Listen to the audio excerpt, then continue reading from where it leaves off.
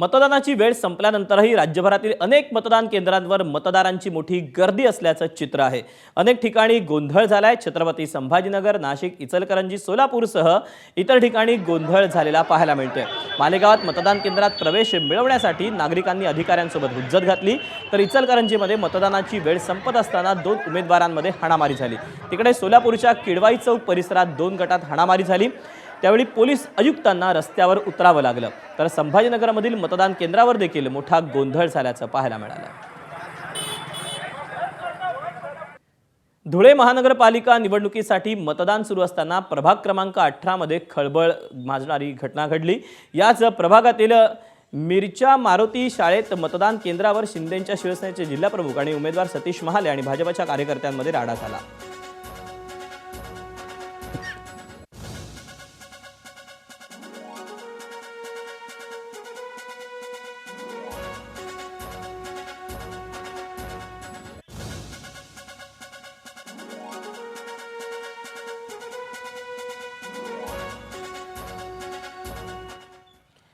नाशिक शहराच्या प्रभाग क्रमांक 24 मध्ये ग्रामदेव प्राथमिक शाळेच्या मतदान केंद्रावर देखील मोठा तणाव निर्माण झाला।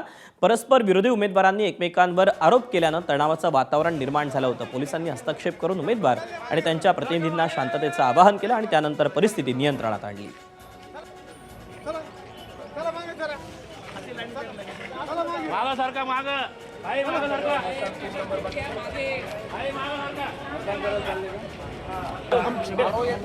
लोकांचे उद्योग होऊन जातील, समजलं का? थोडंसं शांततेने घ्या, थोडंसं मागे सरकार लोकांना येऊ द्या ना। पनवेलच्या प्रभाग क्रमांक 19 मध्ये भाजप आणि महाविकास आघाडीच्या कार्यकर्त्यांमध्ये जोरदार वाद झाला।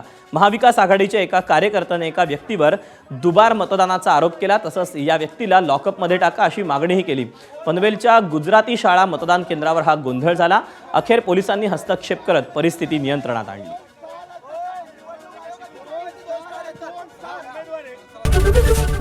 एबीपी माझा, उघडा डोळे बघा नीट।